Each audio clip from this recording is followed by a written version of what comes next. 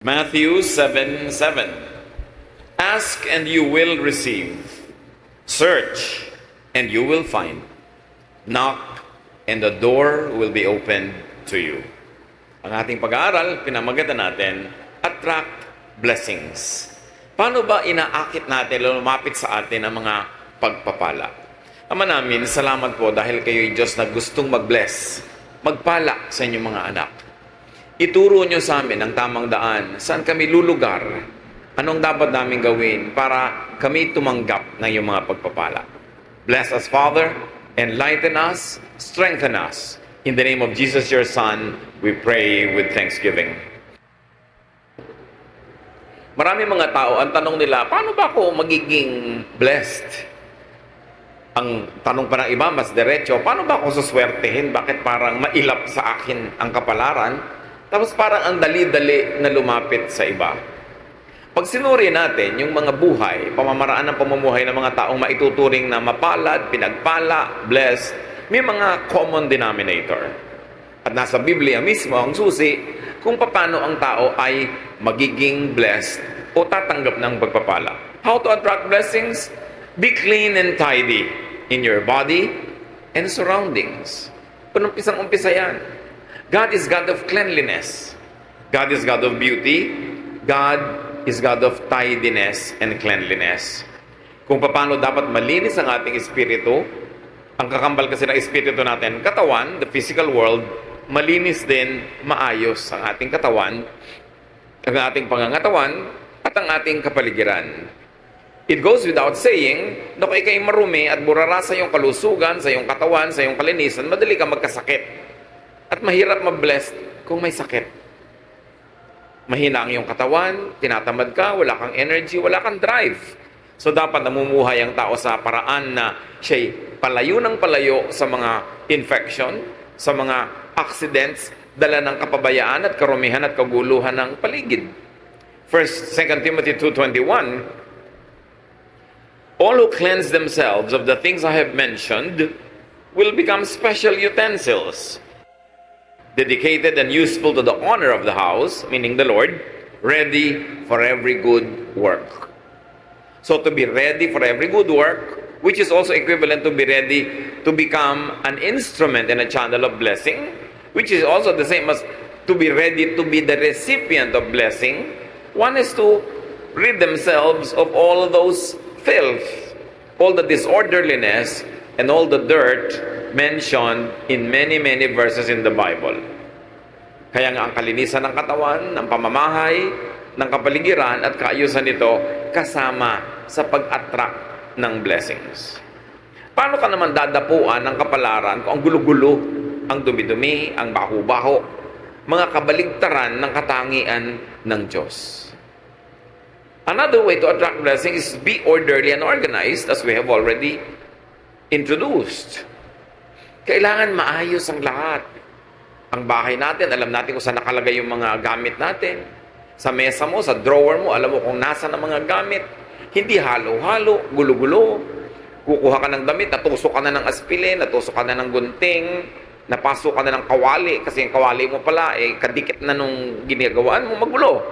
1 Corinthians 14:40, but do everything properly and in order. That is in our spiritual life, in spiritual worship, and also in practical life.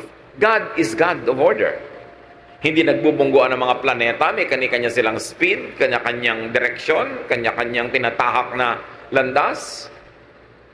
Merong order ang seasons, kahit ngayon nagkakaroon ng weather changes, may changes lang, kaya para magulo. Pero pagka na-establish na yung change na yan, nasanay na tayo, meron na naman siyang system. May panahon ng lahat ng bagay. Kaya dapat may kaayusan. 1 Corinthians 14:33, God wants everything to be done peacefully and in order. Ito man ay sa matataas na spiritual na bagay, hanggang sa mga kaliit-liitang practical aspect of our life. Maayos.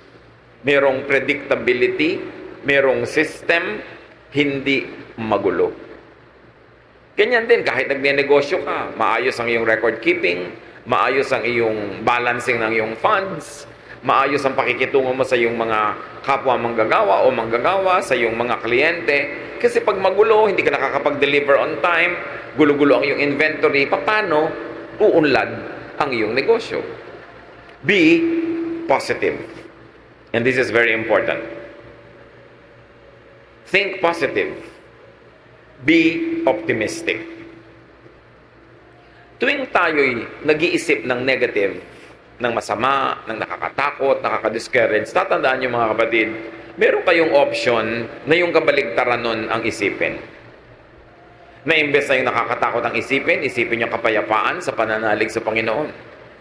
Imbes na isipin mo ay yung nakaka-discourage, pwede yung isipin mo nakaka-encourage. Kung pwede mong isipin ang nakakalungkot, pwede mo ring isipin ang nakakasaya. Choice mo yan.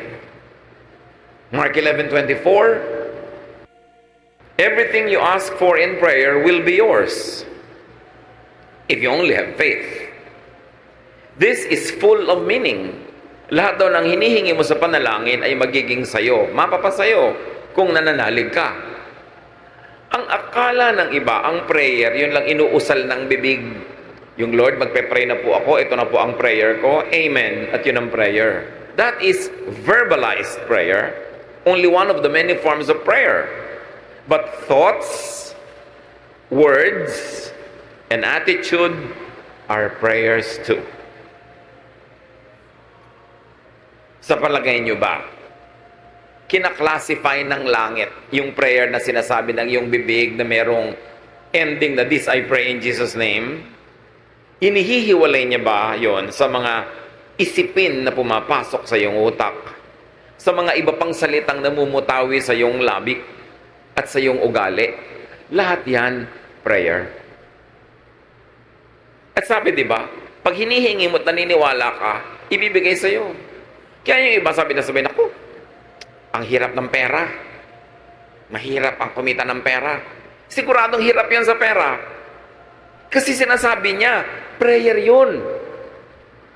It is a statement of faith. Ano yung paniniwala mo? Na mahirap kumita ng pera. Eh di ba sabi, when you ask in faith, it will be given to you.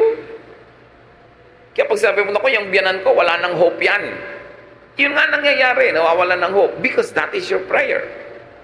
Pag lagi mo sasabihin, ang hirap ng buhay. Humihirap talaga ang buhay. Dapat nating malaman na ang prayer hindi lang yung minememorya ng iba at hindi lang yung magagandang mga pananalita na may introduction na magpe-pray na tayo tapos ine-endan mo ng amen. Lahat ng tumatawid sa iyong isip, lahat ng lumalabas sa iyong bibig ay panalangin. Kaya pag sabi mo, wala na akong pag-asa, ganito lang ako, nagiging ganun ka talaga. Kasi yun ang hinihingi mo. And the greatest deception is people don't realize that they are always praying. And only when you think that way, will you realize that it is possible to pray without ceasing. Di ba sabi, pray without ceasing? Pwede ka ba namang hindi tumigil manalangin? Yes, kasi pati ang iniisip mo, panalangin. Pati ang panaginip mo, panalangin. When it crosses your mind, it registers in heaven. Because we connect with God through our thought. Paano ba tayo kumukonect sa God? Through our hands? Nakikipag-holding hands ba tayo sa Diyos? Through our lips? Through our feet? No, through our thoughts. And what you think of, get registered in heaven. And when you believe in what you are thinking of, therefore you believe in your prayer, it is given to you. That's why watch your thoughts. Minsan, sarili mong anak, sabi mo, itong anak ko na to, bobo to eh. Prayer mo yun. It is a statement of faith. Pag sasabi mo, wala naman lalaking faithful, di ganun nga mangyayari sa husband mo sa'yo kasi sinasabi mo na pinagdadasal mo na. Bantayan natin ang mga pinagsasasabi natin kasi natutupad. That is the great and mysterious power of the spoken and the unspoken word. It happens. Kasi we were created in God's image. At pag ang Diyos inisip niya at sinabi niya, nangyayari. Pag sinabi niyang, let there be light, nagkaka-light. Pag sinabi niyang, let waters and the earth separate, nangyayari. We were created in God's image. May kapangyarihan ang ating salita. That's why with every word you say, you either bless or curse your own life and others. Kaya dapat mag-isip. Attract blessings, Speak good, kind, and positive words. Siyempre, birds of a feather flock together. Ang nagbabarka-barkadahan, ibong magkakamukha ng balahibo. At ganun din yun. Kung ang balahibo ng iyong ibon ay puro negative, ang ma-attract niyang kabarkada, negative din. Pag kulang ng pananalig, yun ang ma-attract niya. Weakness, failure, fear, kasi magkakabarkada yun. Proverbs 16:24, kind words are like honey. They cheer you up and make you feel strong. So have only kind words for others to strengthen them, and have kind words also for yourself to strengthen yourself. And when you are strong emotionally, when you are strong spiritually, you become strong physically. And when you are physically, emotionally, spiritually strong, you are ready to receive blessings. Blessings go to the strong, to the happy, to the positive. Because magkamukha sila, magkabarkada sila. Prepare yourself to be blessed. Pag may nangyayaring hindi maganda sa iyong buhay, pwede mong yun i-celebrate. Palakihin mo siya. Hindi maganda ang buhay ko, kawawa naman ako, api ako, wala akong talent, mahirap ako. Sige, paulit-ulitin mo at di kanyan iiwan. To change a situation, you've got to change your thought about it first. Be changed by the renewing of your mind. It's all in the mind. It's all in the thought. Kaya pag nakokontrol mo yung direksyon ng yung utak, uy, teka, nagne-negative ka utak ka, ayoko niyan, ipapositive ko to. Uy, nagiging afraid ka, gagawin ko, faith, ang kapalit, mananalig ako. Decision yan. So kind words are like honey. You know, unkind words are like acid. Pag ang bibig mo, lagi ang laman unkind words, parang lalagyan niya na may lamang asido. It destroys its own container. So prepare to be blessed by thinking positive, by being positive. It is a choice. It is a habit to be positive or to be negative. But you know that God is positive. Paano kanya i-bless kung negative ka? Hindi ka handang tumanggap. Another way to attract blessings is to be a blessing to others. Matthew 5:16, make your light shine so others will see the good you do and praise your Father in heaven. When people praise God because of what they see in you, is it too far for God and too difficult for God to bless you? Because He gets delighted when He is praised. And He is worthy of praise. Pero kung napipintasan ng Diyos dahil sa iyo, alam mo na kung anong ina-attract mo na energy. Yung kasabihang talbog sa akin, dikit sa iyo. Pag blessing ka sa iba, tatalbog din yung blessing, didikit sa iyo. Pagka curse o sumpa ka sa iba, tatalbog yung sumpa, babalik sa iyo didikit. Because what you give is what you get. Ganun ang rule of life. What you give is what you get. So when you give blessings, anong ibibigay sa'yo ng kalangitan? Kundi blessings din. Kaya yung mga mararamot, yung mga mahilig na maggumawa ng masama sa kapwa, manira, hindi nila alam, sarili nila ang magiging sira pagkatapos nun. Bumabalik at bumabalik sa atin parang boomerang ang lahat ng ating hinahagis. Kaya kung dumudura ka sa langit, sa mukha mo rin lalaglag ang iyong dura. Pagka nang aapi ka ng kapwa, may balik yon. Pag naninira ka, gumagawa ka ng masama, may balik yon. Kaya nakikita nyo most of the time, yung mga chismosa, hirap sa buhay. At kung hindi man sila nahihirapan ngayon, baka bukas pa. Pero kadalasan, isipin nyo lahat ng chismosang kilala nyo sa buhay nyo. Mga hirap sa buhay. Kasi negative. Kasi laging naninira. You attract blessings, give. Be a giver of good things. Be generous with what you give. Proverbs 11:25, Be generous, and you will be prosperous. Help others, and you will be helped. Napakadali namang maintindihan. Gusto mo palang lumuwag ka sa buhay, sumagana, maging mariwasa, maging palabigay, at palabigay ng pabulosong paraan. Kasi sabi, pag tinutulungan mo ang iba, tutulungan ka rin ng Diyos at ng iba. Yan ang sikreto para lumuwag ang buhay.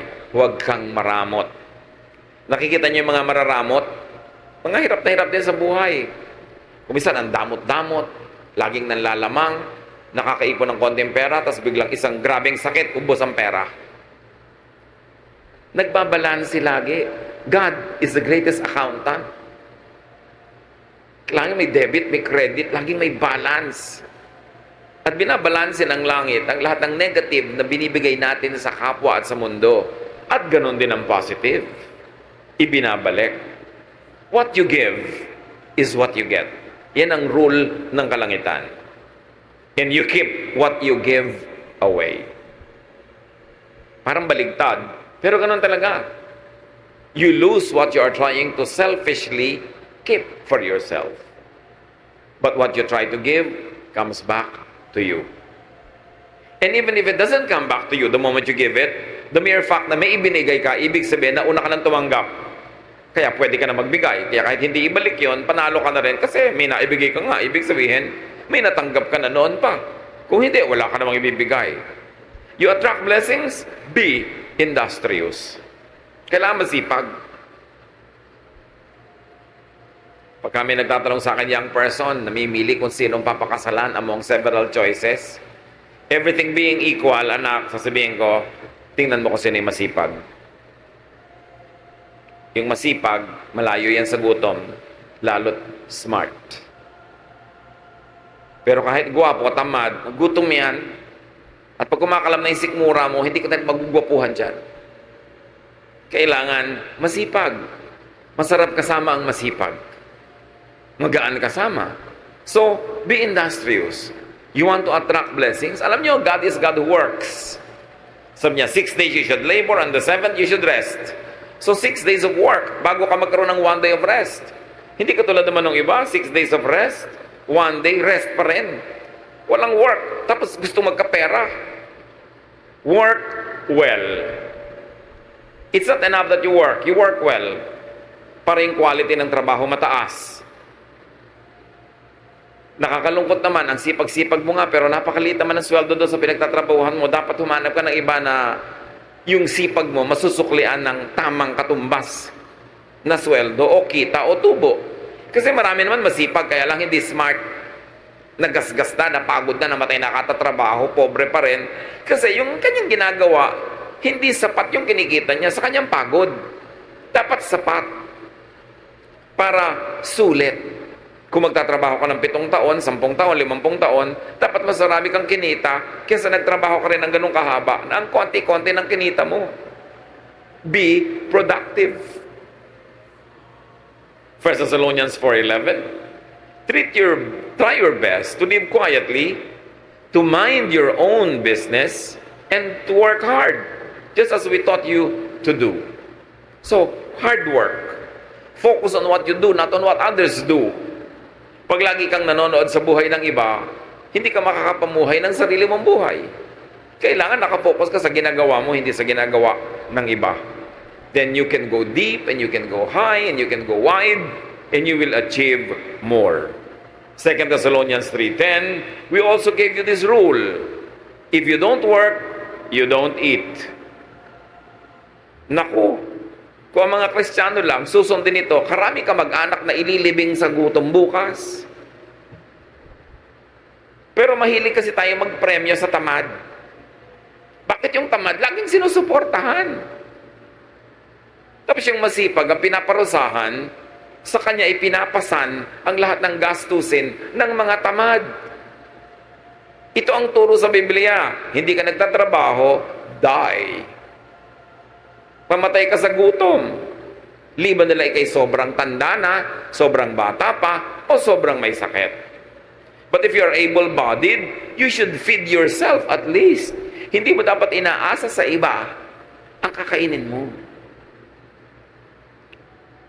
Dito naman sa atin, may isang nagtatrabaho, may 5 kapatid na humihingi, kaya aga-agang magbubuntis, mag-aanak, ang gatas ngayon, hihingin na uli sa ating nagtatrabaho, sa kuya. Yun namang nanay, iiyak-iyak doon sa kapatid, ang kapatid mo, huwag mong pabayaan. Bakit laging tamad na kapatid ko lagi ang binaabogado ninyo sa akin? Di na kayo sa akin naawa. Diba? May mga ganong magulang naman. Kung sino yung masipag, pinarurusahan. Yung tamad, pinapremyuhan. Hindi yun biblical. Pag nakaranas siyang magutom at kumalaman sikmura, magtatrabaho. 50 years old na, humihingi pa ng pang-load. Abay, huwag kang mag-cellphone kung wala kang pang-load. Diba? Huwag kang magsaya. Boring. Alam niyo yung mga tamad, laging boring. Laging nabobore. Subukan nilang magutom. Diba? So, if you want to eat, you work. And if you work smart, you eat. Dinadagdag natin yung smart. Although sasabihin ng grammar teacher ko, if you work smartly. No? But if you work smart, you eat. Hindi lang yung work ka ng work, pero hindi ka naman smart. Napapagod ka, wala kang kita. Marami rin ganun trabaho eh. Dapat sulit. But remember, brothers and sisters, laziness attracts hunger. It attracts many other negative things. Pag tamad, marami ng kakambal na problema.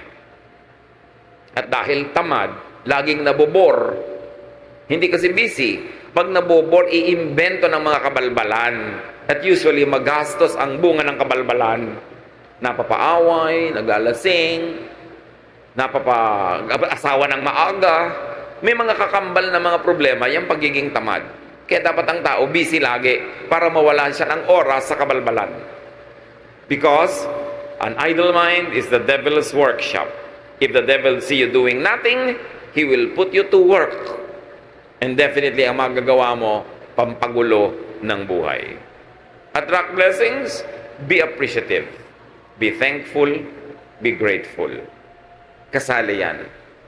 Because thankfulness, gratitude, appreciation is the path of blessings. Kumbaga ang ilog, merong dinadaanan niya na landas. May ruta yan, di ba? Ang gano'n din ang blessing, may ruta yan. Ang dadaanan niya, yung ang mga pangpang ay thankful, orderly, beautiful, grateful, positive, productive. Doon dadaan ng ilog yung agos ng pagpapala. Pag ikaw hindi ka appreciative, hindi ka mapagpapala. Yung binigyan ka, tapos nagre-reklamo ka, ba't ito lang? Sa susunod, di ka na mabibigyan. Pinautang ka, dapat ang appreciation mo is magbayad ka na maaga, mabilis. At kung pwede, dagdagan mo pa ng kung ano mang interest, in cash or in kind. Para mamaya, uutang ka na naman, nagmamadaling pa utangin ka. Pero kung hindi ka nagbabayad, hindi ka na makakautang uli. Mawawala na ang kanang credit, liliit ang mundo mo, natatanggal lang yung blessing. Ang mga nagbibigay, nagre-regalo, nagpaparaya, siyempre, inaasahan din naman nun, magpapasalamat ka. At pagka hindi ka nagpasalamat, kahit hindi nila sabihin, dinaramdam din nila. At sa susunod, tatamarin na sila na tumulong sa'yo. Dapat appreciative. Nagpapasalamat lagi. Merong isang asawa, niregaluhan ng husband ng isang blouse, pagbukas ng bag ng regalo, ang sabi agad, ay, hindi naman ganyan ang color na gusto ko. Sabi ng husband, lamunin mo para mawala yung kulay na ayaw mo. Dahil binigyan na nga, nagre-reklamo pa. May mga ganun, bibigyan mo ang hahanapin, kapintasan, reklamo, etc., etc. Pasalamat ka, binigyan ka ng blouse. Pasalamat ka, binigyan ka ng ganito, ng ganun. Hindi yung magre-reklamo ka pa. Si Jesus, may pinagaling siyang 10 ketongin. Nung naggalingan, nagtakbuhan na pa uwi yung Siyam. Isa lang yung nakaalala, ay, nag-about face at nagpasalamat kay Jesus. Luke 17 to 19, Jesus asked, weren't 10 men healed? Where are the other 9?